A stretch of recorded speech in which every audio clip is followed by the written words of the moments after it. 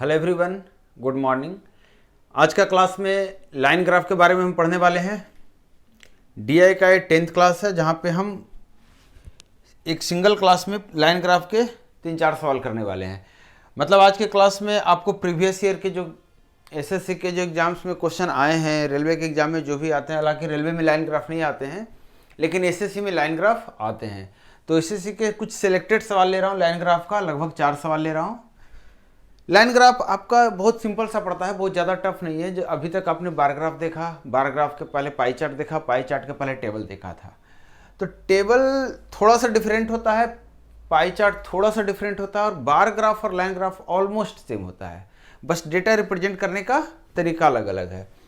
जैसा कि पता है कि डीआई एक इम्पॉर्टेंट रोल रखता है। आपको अगर मार्क्स थोड़ा सा बढ़ाना है तो मतलब कहने का मतलब एक छोटा सा टॉपिक में अगर श्योर शॉर्ट नंबर बढ़ाना है तो आपको डीआई एक सबसे सिंपल टॉपिक में आता है, जहाँ पे आपको बहुत ज़्यादा लेंदी चीज़ें नहीं आएगी। थोड़ी सी चीज़ें पढ़िए और अपना मार्क्स शेयर कर लीजिए।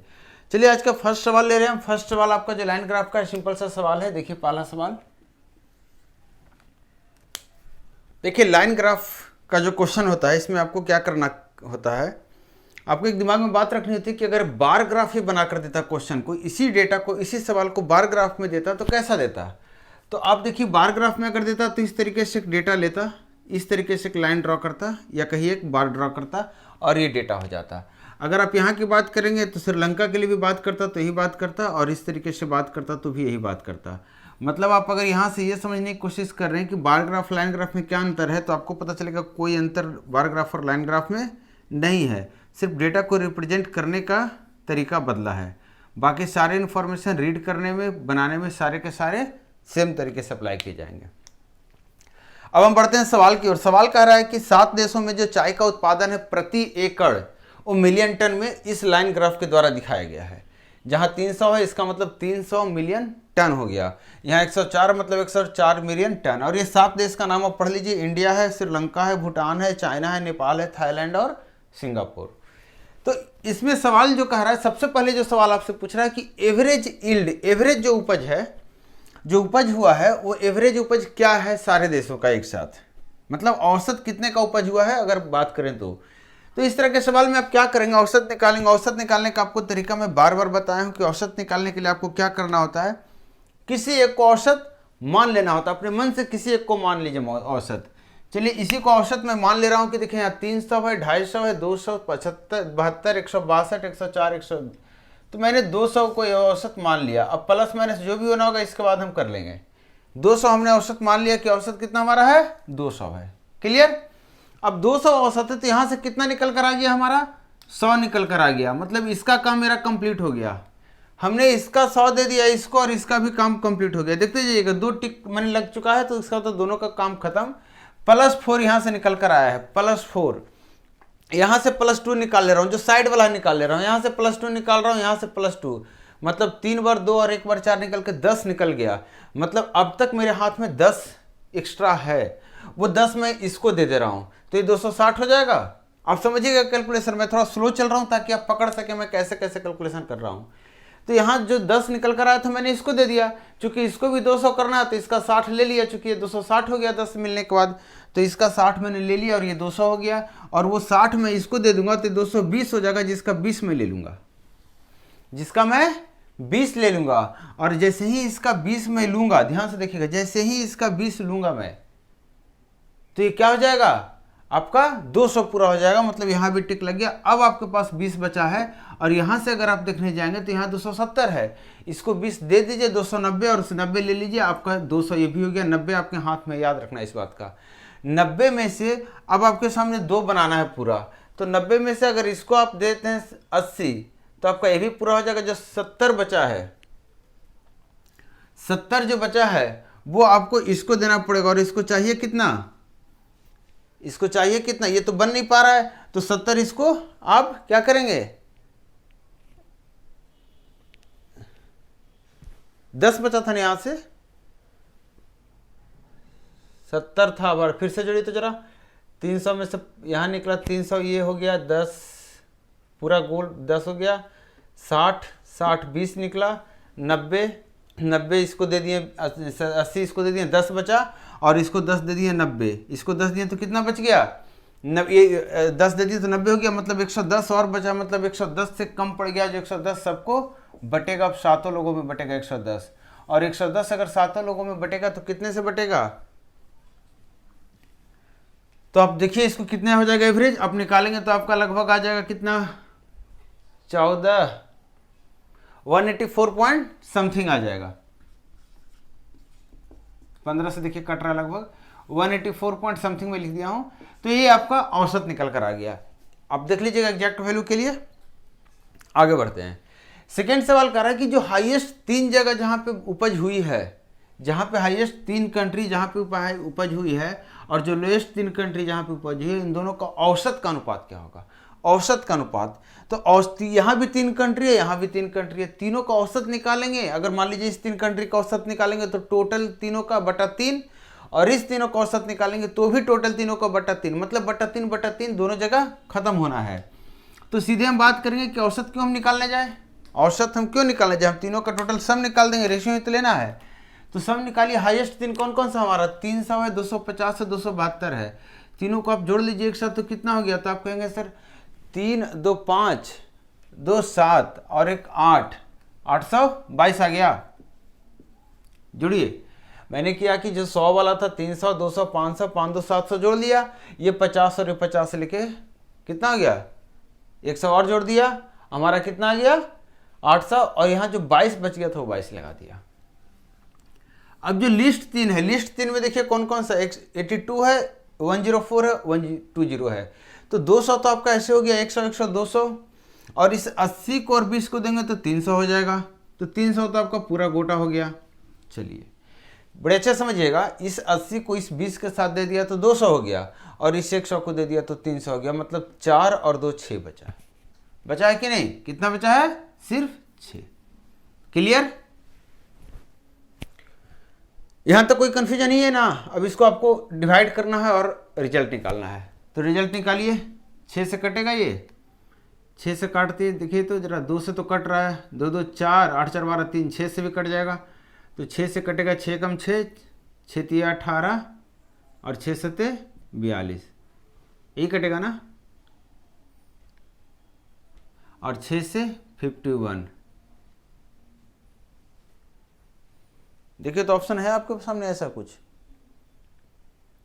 137 और 51 का ऑप्शन नंबर डी, तो ये आपका सेकेंड निकल कर आ गया। अब बढ़ते हैं थर्ड की तरफ। थर्ड बोल रहा है ना कि भारत और चीन की जो कुल प्रति एकड़ उपज है वो बाकी देशों की तुलना में, जो शेष देश हैं उसकी तुलना में कितना % है। कर अब टोटल पर एकड़ yield of India and China is what % of the total पर एकड़ yield of the remaining countries. तो आप बताइए इंडिया और चाइना का उपज टोटल कितना है, तो कहेंगे सर इंडिया का तो उपज सबसे ज़्यादा है 300, और चाइना का देख लीजिए कितना है 272, तो कितना हो गया 572, ये 572 हो गया। क्लियर। अब आपसे पूछ रहा है कि इसका जो उपज है बाकी सब की तुलना में, तो बाकी सबको या तो आप जोड़ के बटा में कर लीजिए या फिर टोटल आप निकाल सकते हैं। आपको पता जब एवरेज आप निकालने गए थे तो यहाँ से एवरेज निकाला गया था, तो ये इसका मतलब क्या हो गया, तो कहेंगे सर 7 गुने 2 1400, 1400 में से 110 घटा देंगे 1290 हो गया टोटल। 1290 में से आपको 572 घटाना है, तो पहले 90 में से 72 घटा लीजिए तो बन जाएगा 18, और ये हो जाएगा 718। 1200 में से 500 घटा दिया, तो इस तरीके से अब इसका जब परसेंटेज निकालेंगे तो परसेंटेज कितना आने वाला है आप देख लीजिए। इसको लगभग मैं बता दे रहा हूँ, कटने का तो कटेगा लेकिन थोड़ा सा इसको मैं कर दे रहा हूँ 70, इसको कर दे रहा हूँ 20, तो ये 0 हो गया।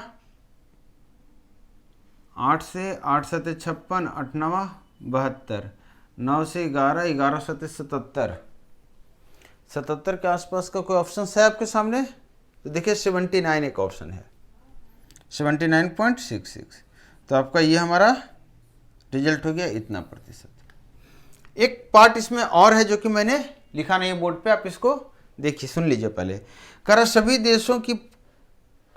देशों को प्रति एकड़ उपज के आरोही क्रम में व्यवस्थित किया जाता है। यदि नीचे के 2 देश अपने प्रति एकड़ उपज को 20% बढ़ाते हैं और अन्य सभी देश प्रति एकड़ उपज में 10% की वृद्धि करते हैं, तो प्रति एकड़ उपज का नया औसत क्या है।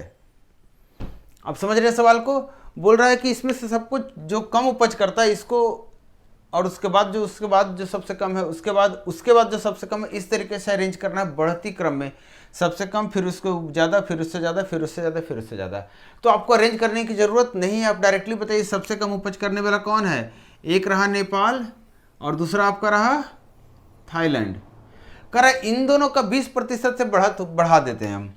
तो इन दोनों का 20% से बढ़ाएंगे तो इसका 20% कितना बढ़ जाएगा, 16.4, और इसका 20% 20.8, इतना बढ़ गया। फिर बोल रहा है कि जो बाकी सब देश है उसका 10% बढ़ाना है। तो 10% बढ़ाइए तो यहां से 30 और यहां से 25, कितना हो गया 55, और 55 और 12 कितना हो गया 67 हो गया ना। हमने इसको ले लिया, लास्ट क्वेश्चन इसको काट दे रहा हूँ, ये ले लिया, 30 ले लिया, 25 ले लिया, 55, 12 ले लिया, 67। इन दोनों का काम हो चुका है। यहाँ से लेना है 16 और 27 कितना होता है 43.4, तो 43.4 और लेना है। ये सारा जो मिलाकर है इतना ही से एवरेज बढ़ जाएगा। पहले जो भी एवरेज रहा है उसमें इसका एवरेज जोड़ देंगे। तो आप देखिए लगभग मैं बता दे रहा हूँ, यहाँ से 3 बढ़ जाएगा, 7 से डिवाइड कर दे रहा हूँ क्योंकि साथी कंट्री, यहाँ से 2 दशमलव कुछ बढ़ेगा, यहाँ से 9 दशमलव कुछ बढ़ेगा, और यहाँ से 6 दशमलव कुछ बढ़ेगा। देखते जाइएगा, तो 6 3 9 9 9 18, तो 20 21 के आसपास लगभग बढ़ जाएगा। कैलकुलेशन देखिएगा, जहाँ पे जो डेटा मेरे सामने आया था एक्स्ट्रा मैंने उसको रख लिया। जैसे ही उसको डेटा रख लिया तो मुझे पता चल गया कितना बढ़ जाएगा, लगभग 21 बढ़ जाएगा। सबको अलग अलग, सबको जोड़कर आप 7 से डिवाइड करते, उसके बाद उसके वैल्यू को आप ऐड करते। उसमें मैंने स्टेप बाय स्टेप जहाँ जैसे मिला उसको वैसे ही डिवाइड करते गया 7 से, और लगभग में मैं बता रहा हूँ कि 21 से बढ़ जाएगा। 184 वहाँ है, प्लस 21 कर दीजिए, लगभग आपका जो रिजल्ट आ जाएगा, न्यू एवरेज जो आ जाएगा वो कितना आ जाएगा 205 के आसपास। क्लियर। अब सवाल सोल्व करने का तरीका तो सीख ही रहे, साथ में आप कैलकुलेशन को फास्ट करने का तरीका सीखिए, कैसे कैलकुलेशन को आप इजी कर सकते हैं, क्विकली कर सकते हैं। तो चलिए हम सेकंड क्वेश्चन पे बढ़ रहे हैं। क्वेश्चन नंबर 2 देखिए,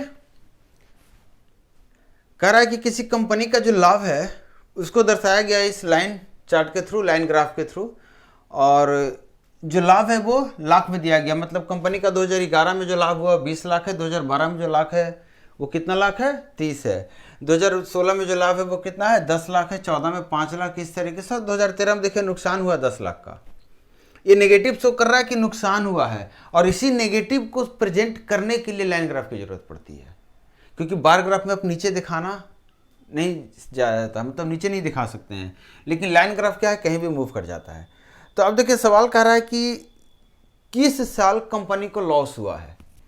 तो लॉस मतलब आपको पता है ये प्रॉफिट का बार है, ऊपर जाएगा तो प्रॉफिट और नीचे जाएगा तो लॉस, या कहिए पॉजिटिव रहेगा तो प्रॉफिट यहाँ पे रहेगा। अगर इसी पे पॉइंट कुछ रहता इस लाइन पे तो कहते हैं ना प्रॉफिट ना लॉस, लेकिन इससे नीचे आ गया मतलब ये लॉस दिखा रहा है। ये क्या दिखा रहा है लॉस दिखा रहा है। तो लॉस किस साल की बात हो रही है 2013। ये आपका सिंपल सा एक छोटा सा सवाल पूछा था। नेक्स्ट में पूछ रहा है कि कुल मिलाकर कितना प्रॉफिट कंपनी को हुआ है 2011 से 2016 तक, ओवरऑल क्या प्रॉफिट रहा है कंपनी का। तो कंपनी का प्रॉफिट कैसे निकालेंगे, तो आप जोड़िए, तो कहेंगे सर यहाँ 20 का प्रॉफिट है, यहाँ 30 का, टोटल 50 का प्रॉफिट, 10 का लॉस, मतलब अब तक रहा 40 का प्रॉफिट, 40 5 45 और 15 60 और 10 70 का प्रॉफिट कुल मिला के कंपनी को हुआ है। और यही चीज़ आपसे पूछ रहा था। एकदम सिंपल सा सवाल है। नेक्स्ट सवाल देखिए, कह रहा है कि 2012 में 11 की तुलना में कितना प्रतिशत वृद्धि हुई है लाभ में।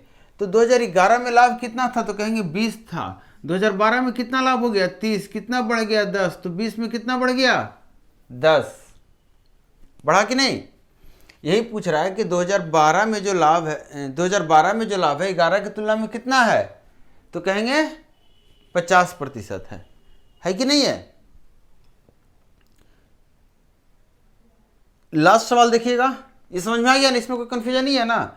2011 में कितना लाभ है 20, 2012 में कितना 30, कितना बढ़ा 10, 20 में 10 बढ़ा है, आधा आधी बढ़ गया।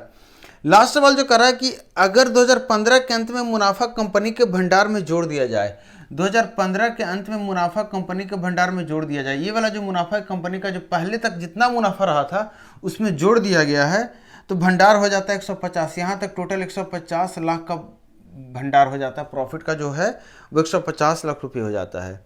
तो 2012 के शुरुआत में भंडार क्या था?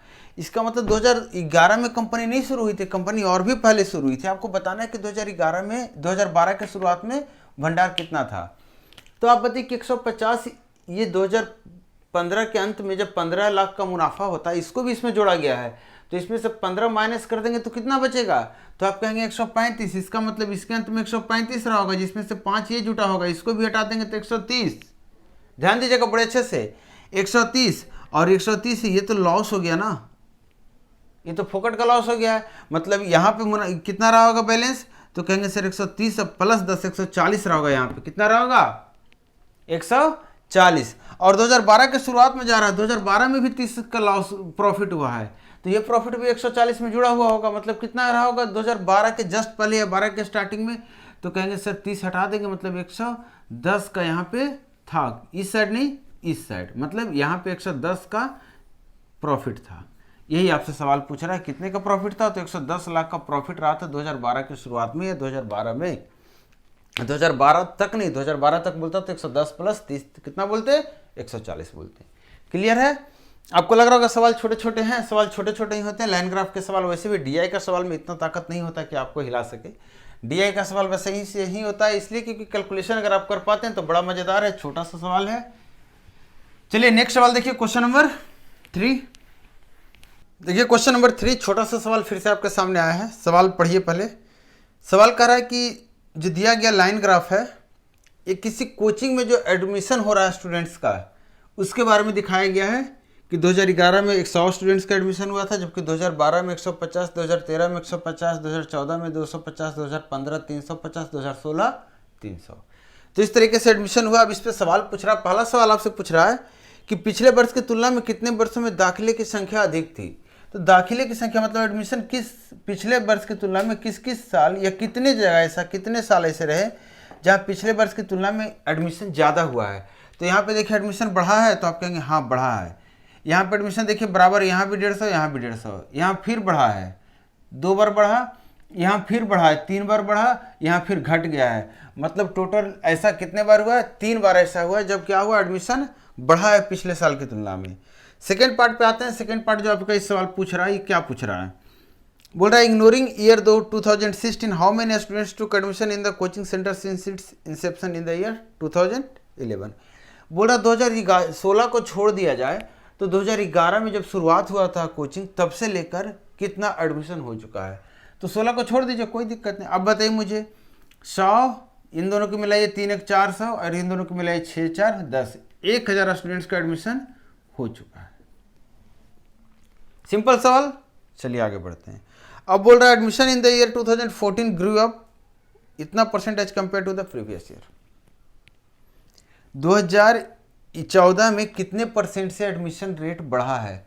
तो 2014 में कितना बढ़ा है? तो कहेंगे सर 100 से 250 हो गया है। कितना बढ़ा है? 100 बढ़ा है। 15 पे 100 बढ़ा है, डायरेक्टली काटेगा तो 3 से 2 बढ़ गया। 2/3 को परसेंटेज में कितना बोलते हैं? तो कहेंगे हमारा 66.2/3%। क्लियर? एक लास्ट सवाल जो इसमें है, एक लास्ट पार्ट जो इसका है, ये बड़ा इंटरेस्टिंग है। कह रहा है कि अगर कोचिंग सेंटर द्वारा फीस पहले 3 साल के लिए 10,000 रुपये और अगले 3 साल के लिए 12,000 रुपये थी, तो पिछले 6 साल में कोचिंग सेंटर द्वारा कुल फीस क्या वसूली जाती है या क्या वसूला गया, क्या है? कैलकुलेशन कीजिएगा, ये आपके लिए इंपॉर्टेंट है। आप लोग हर जगह फी देते हैं, आज पता चल जाएगा आप लोग कैसे कैलकुलेशन होता है। कह रहा है पहले 3 साल आपको फी का रेट क्या रखना है? 10,000। उसके बाद आखिरी 3 साल फी का रेट क्या रखना है आपको? 12,000। अब आप बताइए कि पूरे 6 साल में कितना फी वो इंस्टीट्यूट कलेक्ट किया। तो आप मुझे बताइए, करोड़ों में बताना, याद रहे। 100 स्टूडेंट यहाँ, 150, 3 और 1 400 स्टूडेंट्स यहाँ हो गए। तो एक स्टूडेंट्स पे इतना फी, तो 400 स्टूडेंट पे कितना फी हो गया? इतना गुना इतना। यहाँ पे कितने हो गए? तो यहाँ से यहाँ 600 और 6 3 900। अगर यहाँ पे 900 स्टूडेंट है तो यहाँ फी कितना कलेक्ट किया गया? और 900 गुने 12,000। देखिए 3 2 5 और 3 2 5 में हटा दिया। अब जो रिजल्ट आएगा वो लाख में आएगा, क्योंकि 500 हमने गायब कर दिया। 108 लाख यहाँ हो गया और यहाँ कितना हो गया? 40। मतलब 148 लाख और एक डिजिट कर दिया तो ये हो गया करोड़। मतलब 1.48 करोड़ का क्या हुआ है, एडमिशन का टोटल कलेक्शन है पिछले 6 साल में, या कहिए 2011 से 2016 तक में 1.48 करोड़ रुपए का क्या हुआ है, एडमिशन हुआ है।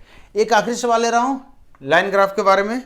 लाइन ग्राफ का इतना ही सवाल है आपके लिए। इसके बाद असाइनमेंट में कुछ मिलेंगे, आपको बनाना है। असाइनमेंट के लिए आपको पता है कहाँ जाना है, कैसे करना है, नहीं पता है तो आप कमेंट करके पूछिए, ये अपने दोस्तों से पूछिए जिन्हें पता है। देखिए सवाल को अच्छे से पढ़िएगा क्योंकि लास्ट सवाल है और ये सबसे टफ सवाल है लाइन ग्राफ का जो कि मैंने सिलेक्ट किया है। ऐसा नहीं कि इसके बाद टफ नहीं होता, टफ तो लेवल ही नहीं है इसका, लेकिन ये सबसे टफ सवाल है जिसमें आपको डेटा बहुत कॉम्प्लिकेटेड नहीं है। आपको जिस तरीके से सवाल को कनेक्ट किया गया है इस दोनों ग्राफ के द्वारा, दोनों लाइन ग्राफ के द्वारा, दोनों डेटा के द्वारा जिस तरीके से सवाल को कनेक्ट किया गया वो आपको थोड़ा सा मिस्टेक कराने का हिम्मत रखता है, या फिर मिस्टेक आपसे कराने का चांस बनता है उसका ज़्यादा। सवाल पहले समझिए अच्छे से। कह रहा है जो 2 लाइन ग्राफ दिया गया है ये किसके बारे में बता रहा है, तो कह रहा है कि किसी कंपनी का जो प्रोडक्शन है, जो उत्पादन है और जो उसका बिक्री है, इसका जो अनुपात है, प्रोडक्शन और सेल का जो अनुपात है, जो रेशियो है, इसी को ही दिया हुआ है 0.6 में 0.8 0.9। दूसरी चीज़ एक डिफरेंट ईयर्स के बारे में बात कर रहा है, 11, 12, 13, 14, 15, 16, 6 सालों के बारे में बात कर रहा है। 2011 से 2016 तक एक कंपनी 1 है जो कि ब्लू कलर के द्वारा दिखाई गई है, कंपनी 2 है जो रेड कलर के द्वारा दिखाई गई है। अब आपके पास सबसे पहले एक दिमाग में बात आनी चाहिए ये, जिसके बारे में इंस्ट्रक्शन में दिया हुआ है कि जो रेशियो है, अनुपात है, वो प्रोडक्शन है, उत्पादन बटा बिक्री। अब एक चीज सोचिए कि अगर उत्पादन ज्यादा होगा और कम आप बेचेंगे, मतलब 100 यूनिट आपने उत्पादन किया और 80 यूनिट बेचा आपने, ये आपने उत्पादन 100 यूनिट किया और 100 यूनिट बेच दिया, तो ये अनुपात कितना हो जाएगा, 100/100 मतलब 1। ये अनुपात जहां तहां आपको कम दिख रहा होगा 1 से, इसका मतलब बेचा आपने ज्यादा है जबकि बनाया आपने कम है। तो ऐसा संभव है क्या? आप 100 यूनिट बना रहे हैं, 200 यूनिट डिलीवर कर रहे हैं, इसका मतलब आपके पास पुराना स्टॉक पड़ा हुआ होगा। इस सवाल कर रहा है कि जहां पे भी आपको ऐसा दिखने में लगे कि बिक्री ज्यादा हो रही है जबकि उत्पादन कम है, तो आपको ये मान लेना है कि उतना सफिशिएंट कंपनी के पास स्टॉक था, या फिर कंपनी ने कोई डेटा गलत नहीं दिया, वो सही में उतना डिलीवर किया था जबकि उतना सेल किया था जबकि उत्पादन कम किया था। हो सकता है वो पुराना स्टॉक यूज कर लिया हो। ठीक है, तो इसके लिए कंफ्यूज नहीं करना, बस इसका पक्का होना है कि उत्पादन बटा बिक्री है। अभी इसके सहारे आपको बात करना है। सवाल नंबर 1 कह रहा है कि if the company 1 in year 2015 were 50,000 unit.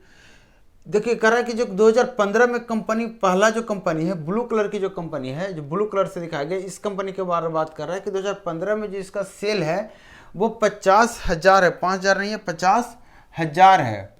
तो आपसे पूछ रहा है कि इसका उत्पादन कितना रहा था, प्रोडक्शन कितना रहा था।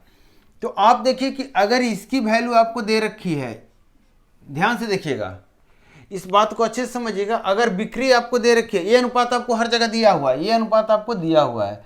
अगर आपको उत्पादन निकालना है तो बिक्री गुना क्या करेंगे आप, जो वैल्यू दिया हुआ है ये। अगर आपको बिक्री निकालना है तो क्या करेंगे, उत्पादन को डिवाइड कर देंगे इसी अनुपात से। तो या तो आप ये मेथड कर लीजिए, नहीं तो आप खुद बताइए कि 2015 में कंपनी 1 जो ब्लू कलर है 1.3 दिखा रहा है, इसका मतलब यहाँ पे जो रेशियो है 1.3 होना चाहिए। और 1.3 किसका होना चाहिए, प्रोडक्शन बटा सेल का। और सेल कितना दिया हुआ है, 50,000। सेल कितना दिया हुआ है, 50,000। तो यहाँ पे डाल दीजिए 50,000 और यहाँ पे 13.5 को 13/10 कर दीजिए। अब यहाँ से 13 की वैल्यू, 10 की वैल्यू कितनी है, 50,000, तो 1 की वैल्यू 5,000, तो 13 की वैल्यू 13×5 = 65,000। क्लियर है? यह चीज मैं यहाँ समझा रहा था कि इसकी वैल्यू आपको दे रखी है 2015 के लिए 1.3 दे रखी है, कितना 1.3। आपको बिक्री भी दे रखी है कितना, 50,000। आपको उत्पादन निकालना है तो 1.3 गुना 50,000 मतलब 65,000। क्लियर है कि नहीं है? तो ये आपका फर्स्ट सवाल क्लियर हो गया। अब बढ़ते हैं सेकंड सवाल पे। सेकंड सवाल बड़ा सा इंटरेस्टिंग सवाल है। कह रहा है कि जो उत्पादन है 2012 में कंपनी 2 के द्वारा वो 30,000 है। 2012 में आते हैं कंपनी सेकंड आते हैं लाल वाला, ये इसका वैल्यू मतलब कितना हुआ, 3/4, जहाँ पे 4 क्या है सेल और 3 क्या है उत्पादन। 3 की वैल्यू दे रखा है कितना, 30,000। यही सवाल कर रहा है कि 2012 में कंपनी सेकेंड कंपनी द्वारा 30,000 का प्रोडक्शन हुआ, उत्पादन हुआ है। तो जबकि आगे बात और कह रहा है कि जो सेल है 2012 में, वो कंपनी सेकेंड कंपनी के बारे में बात कर रहे हैं कि 2012 और 2013 में बराबर सेल किया है। तो 2012 में कितना सेल किया, तो 3 की वैल्यू 3, तो 4 की वैल्यू 4, 40,000 सेल किया 2012 में, और बोल रहा है कि 2013 में भी इतना ही सेल किया, मतलब 2013 में भी सेल कितना किया है, 40,000 ही किया है। आपसे पूछ रहा है 2013 में प्रोडक्शन कितना, तो 13 में क्या हिसाब है इसका, 4/5 का, सॉरी 4/10 का। और आपको सेल के बारे में पता है कि 2013 में जो सेल है वो कितना है, 40,000 है। तो 2013 में सेल 40,000 है, सेल तो आपका ये है, 2013 में सेल कितना है 40,000 का, तो 1 की वैल्यू कितना हो गई 4,000, तो 4 की वैल्यू 16,000। और ये आपका सेकेंड पार्ट क्लियर हो गया।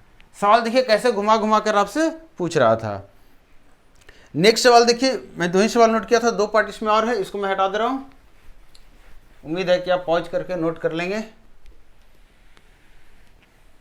देखिए क्वेश्चन 3, जो 3 पार्ट इसका है, थर्ड पार्ट, वो क्या कह रहा है, कह रहा है कि वर्ष 2014 में कंपनी 1 का उत्पादन 18,000, वर्ष 2014 में कंपनी 1 का उत्पादन 18,000, यहाँ से 9/10 हो गया उत्पादन, इसकी वैल्यू दे रखा है 18,000, 18 के मैं लिख रहा हूँ 1000 के लिए, 18,000। तो कह रहा है कि वर्ष 2014 में कंपनी 1 का उत्पादन 18,000 और वर्ष 2012 में कंपनी 2 की बिक्री 15,000। वर्ष 2012 में कंपनी 2 की बिक्री कितनी है, इसको 3/4 लिखूं 0.75 को। आपको ये चीज़ अप्लाई करने आना चाहिए कि जरूरी नहीं है कि आप 4/10 ही इसको लिखें, इसको 2/5 भी डायरेक्ट लिख सकते हैं। यहाँ पे 7/10 आपको कुछ नहीं कर सकते हैं, यहाँ पे 9/10 कुछ नहीं कर सकते हैं, लेकिन 4/5 और यहाँ 3/5 आप लिख सकते हैं डायरेक्टली, तो आप लिखिए। दूसरी चीज़ आप क्या लिख रहे हैं इस पर भी डिपेंड कर रहा है कि आपका डेटा क्या दिया हुआ है। जैसे यहाँ पे देखिए 9 था, 18 के था, तो यहाँ पे डेटा में नहीं काट सकता था और काटना भी फायदेमंद नहीं था, तो मैंने छोड़ दिया। अब देखिए यहाँ पे क्या कह रहा है, कह रहा है कि 2012 में कंपनी 2 का जो बिक्री है वो कितना है 15,000 है, ये भी हज़ार में मैं कर दे रहा हूँ, 2012 में 15,000 है। आपसे बोल रहा है वर्ष 2014 में कंपनी 1 और वर्ष 2012 में कंपनी 2 की बिक्री और उत्पादन में अंतर का अनुपात बताएं। बड़ा अच्छा सवाल है। 2012 और 2014 में दोनों कंपनियों द्वारा कंपनी 1 का जो डेटा यहाँ पे दिया है, कंपनी 2 का डेटा दिया है, यहाँ पे जो बिक्री दोनों का है उसका, और जो बिक्री और उत्पादन है उसका आपसे रेशियो पूछ रहा है, कितना बेचा बटा कितना उत्पादन किया था, मतलब उसका अंतर लेना। तो आप खुद देखिए यहाँ पे कि 15 की वैल्यू 4 यहाँ पे है, या तो आप इसको फिक्स कर दीजिए, ठीक, आप इस यूनिट में डेटा ले लीजिए, या फिर आप वैल्यू निकाल लीजिए 4 की 15 के, तो 3 की कितनी की होगी। उसी तरह यहाँ 9 की 18 के, तो 10 की कितनी की होगी 20 के। आपको ये पता चल गया। तो आप मुझे बताइए कि यहाँ पे उत्पादन का निकालना है आपको, तो यहाँ पे उत्पादन निकाल लीजिए। तो उत्पादन देख लीजिए, यहाँ पे जो आपका 4 का 15 है, तो 1 का कितना हो जाएगा 3.75 होगा ना, तो 3 का कितना होगा 3 3 9, 3.75 गुना कीजिए, तो 3.75 को 3 से गुना करेंगे, 3 3 9 3 12.75 आएगा क्या। अच्छा, इसी में से 3.75 घटा दीजिए, मैं भी बेवकूफ़ हूँ। देखिए 4 की वैल्यू 15 क्या है, तो 1 की वैल्यू 3.75, 1 की वैल्यू इसमें से माइनस कर देंगे 3.75, तो कितना हो जाएगा 11.25। आपका निकल कर कितना आ गया 3 की वैल्यू निकल कर आ गया, क्योंकि 1 की मैंने माइनस कर दी। अब आपको यही बोल रहा था कि इसका जो उत्पादन में जो डिफरेंस है और जो बिक्री में डिफरेंस है, इसका रेशियो पूछ रहा था। तो 11 और 18 में कितने का अंतर है, तो कहेंगे 6.75, और यहाँ पे कितने का अंतर है, तो कहेंगे 5। इसी का रेशियो पूछ रहा है। आपको ध्यान ये रखना है कि रेशियो में किसको ऊपर रखने बोला, किसको नीचे रखने बोला है, क्योंकि ऐसा हो सकता है कि सेम रेशियो उलट पुलट के दिया हो, और है ऐसा ऑप्शन में। आपसे पूछ रहा है difference in the what is the ratio of difference in the sale का बटा प्रोडक्शन का। पहले सेल का लेना है, तो रेशियो कितना हो गया, तो 5/6.75। इसको हटा दीजिए 00, 5 से काट दीजिए 1, 5 1 15, 5 से काट दीजिए 23, 5 से काट दीजिए 20, ओहो 3 है ये, और ये हो जाएगा 7। तो अनुपात कितना आ गया 20 और 27 का। क्लियर। देखिएगा कैलकुलेशन यहीं पे आपको करना। अब इसको दूसरा तरीका जो आपको इसको मैं बता रहा था इस सवाल को सोल्व करने का, वो ये था कि आप ये जो डेटा निकाले हैं इस डेटा को आप उल्टा कर सकते हैं। आपको यहाँ पे जो 15 के उसकी वैल्यू 4 है, ध्यान दीजिएगा, और यहाँ जो 18 के उसकी वैल्यू 9 है। तो आप इन दोनों को बराबर कर दीजिए, इन दोनों को बराबर कर दीजिए। तो यहाँ से 5 से हटा देंगे तो यहाँ 3 के बचेगा, यहाँ 6 से डिवाइड कर देंगे यहाँ 3 के बचेगा। तो 3 के की वैल्यू इतनी, 3 के की वैल्यू इतनी। तो यहाँ से आप इस तरीके से इसका तुलना इससे करके, इसका तुलना इससे करके डायरेक्ट आप इन दोनों का माइनस और इन दोनों का माइनस कर सकते हैं, ठीक है। लेकिन ये तब करेंगे जब आपका थोड़ा सा कैलकुलेशन पे कमांड है, कंट्रोल है, नहीं तो आप इसी में फंस जाएंगे और आगे मिस्टेक हो जाएगा। जबकि सिंपल आप सीधा तरीके से बढ़कर निकाल सकते हैं। जो क्वेश्चन नंबर 4 है, इसका चौथा पार्ट है, वो देखिए क्या है। कह रहा है कि कंपनी 1 ने 2010 से 2011 तक हर साल 20,000 बाइक बेची और कंपनी 2 ने 2011 से 2016 तक हर साल 1,000 बाइक बेची। कंपनी 1 और कंपनी 2 के औसत वार्षिक उत्पादन में क्या अंतर है? बड़े अच्छे से समझिएगा। कह रहा है कंपनी 1 ने 2011 से 2016 तक हर साल 2,000 बाइक बेची है, हर साल 2,000 बाइक बेची है। इसका मतलब ये जो आपका था बिक्री की जो बात थी, सेल की जो बात थी, और ये वैल्यू जो आपका दिया हुआ था, आप बोल रहा हर साल कितना बेचा गया है, 2,000 बाइक बेचा गया, मतलब इसकी वैल्यू 2,000 है। ये दिया हुआ आपको हर साल के लिए, आप उत्पादन हर साल का निकाल सकते हैं। ये किसके बारे में बात कर रहा है? कंपनी 1 के बारे में बात कर रहा है। और कंपनी 2 जो है हर साल 1,000 बाइक बेचा है। करा what is the difference in the average yearly production of company 1 and company 2? Production का अंतर पूछ रहा। बड़े अच्छे से समझिएगा सवाल को। आप अगर इस कंपनी 1 के बारे में बात कर रहा हूँ, अगर आप कंपनी 1 की बात करते हैं तो कंपनी 1 में देखिए क्या क्या हिसाब है। कंपनी 1 में इसकी वैल्यू 0.6 दे रखी है, देखिएगा बड़े अच्छे से 0.6 दे रखी है। और इसका सेल कितना का बोल रहा है? 2,000 का ना, सेल बोल रहा है आपका 2,000 का। और कंपनी 2 का है 20,000 का है, 10,000 का, जो भी है जीरो आगे पीछे होगा, कोई दिक्कत नहीं। तो इसकी वैल्यू इतनी दे रखी है और सेल की वैल्यू दे रखी है 20,000, ये दे रखी है। इसका मतलब कह सकते हैं आप 2011 में जो उत्पादन हुआ है 20K इंटू 0.6 हुआ है। इसी तरीके से 2012 में जब उत्पादन निकालेंगे तो 20K इंटू 0.9 होगा। इसका मतलब सीधा आप कह सकते हैं कि सर हम सारे का ये रेशियो जोड़ लेते हैं और हमें पता चल जाएगा टोटल कितना रहा है अब तक 2016 तक एक साथ। तो जोड़िए मेरे साथ। तो 0.6 देखिए दशमलव सबके एक के बाद है तो जोड़ लीजिए। 6 और 9 15, 15 7 कितना होता है 22, 9 31 और 31 और 13 कितना होता है 44 हो गया। 44 3 47 10 57, ये 5.7 आ गया। मतलब टोटल उत्पादन कंपनी 1 के द्वारा जो हो गया वो कितना निकल कर आ गया 7 दूना 14, 5 दूना 10, इतना के कुल उत्पादन है। अच्छा आप बताइए कि कंपनी सेकेंड द्वारा कुल उत्पादन कितना हो गया, तो इसका भी ऐसे ही करना पड़ेगा। तो आप देख लीजिए इसका 0.75 पहले एक साथ ले लीजिए और 1.45 ले लीजिए, तो कितना आपका आ गया 2.2 आ गया, मतलब 22 हो गया। यहाँ से 2.2 और 3.3, 4.6, 5.0 और 5.8। तो आपका इसमें 5.8 और इसमें 1,000 था, तो इस कंपनी 2 का कितना आ गया, तो कहेंगे 1,000 गुने 5.8 मतलब 580 के।